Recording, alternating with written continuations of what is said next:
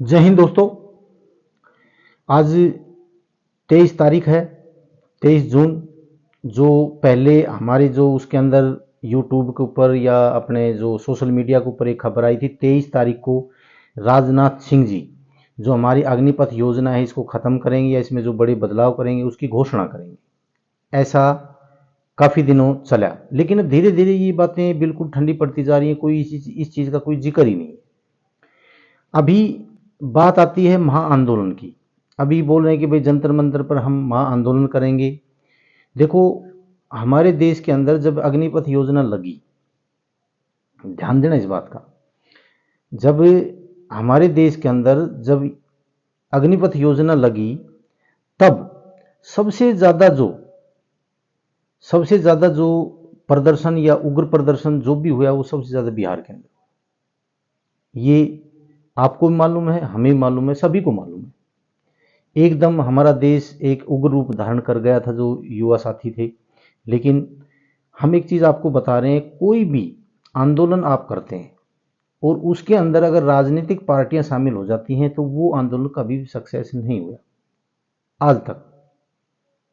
किसी ने भी मान के चलो आंदोलन शुरू किया है और उसके अंदर अगर राजनीतिक पार्टियां आना शुरू हो जाती हैं तो फिर वो आंदोलन सक्सेस होना बहुत मुश्किल काम है, क्योंकि फिर वो आंदोलन दूसरा मोड़ ले लेता है, फिर उसका रुख ही दूसरा हो जाता है। और वो सरकार की तरफ से भी उसमें प्रॉब्लम नहीं होती है, क्योंकि राजनीतिक पार्टी जो विपक्ष में होती है वो इस प्रकार की चीज़ें करती रहती है और इससे कोई फर्क नहीं पड़ता है सरकार के। हाँ, मजबूत विपक्ष होता है तब अलग बात होती है। अब की बार हमारे देश के अंदर एक विपक्ष है, वो मजबूत विपक्ष है, हो सकता है कि कुछ बातें सुनी जाएंगी।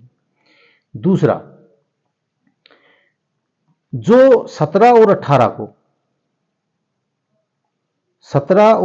को एक बताया गया था कि भाई हमारी जो आर्मी है उन्होंने जो प्रेजेंटेशन देना है हमारे प्रधानमंत्री जी के सामने और उसके बाद में कोई फैसला लिया जाएगा, वो भी किसी प्रकार की कोई प्रेजेंटेशन नहीं थी।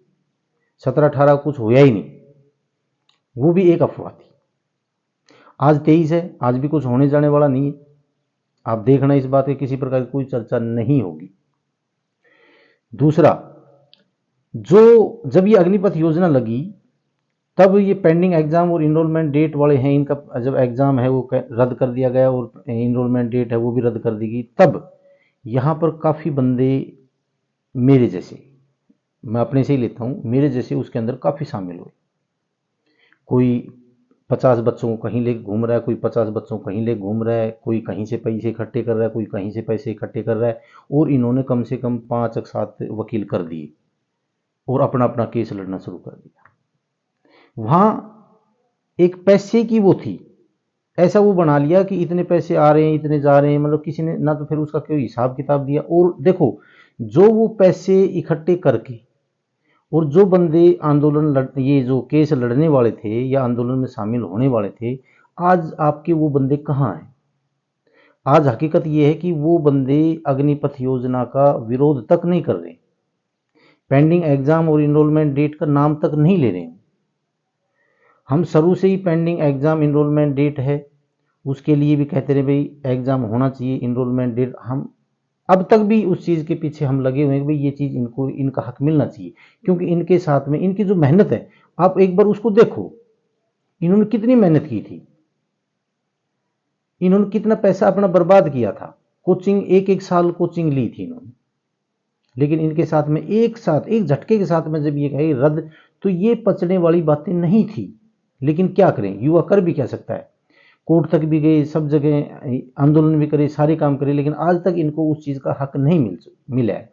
दूसरा, अग्निपथ योजना है, इसके बारे में हम सदा कहते हैं कि भाई अग्निवीर बनाए जा रहे हैं ये गलत है, ये परमानेंट होना चाहिए।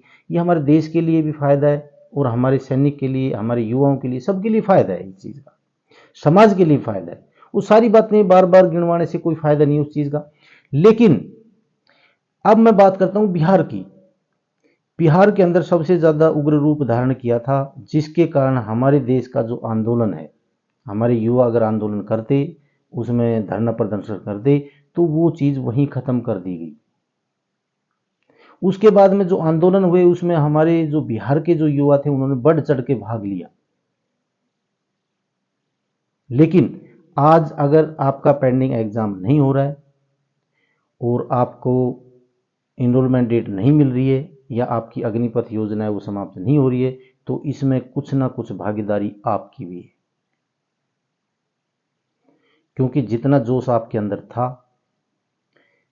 पेंडिंग एग्जाम इनरोलमेंट डेट कराने का, जितना अग्निपथ योजना को समाप्त करने का जोश आपका था, दिल्ली के जंतर मंतर पे भी देखने को मिला है, सब जगह देखने को मिला है, उस प्रकार का काम आपने अब जो इलेक्शन हुए हैं चुनाव उसमें आपने नहीं किया।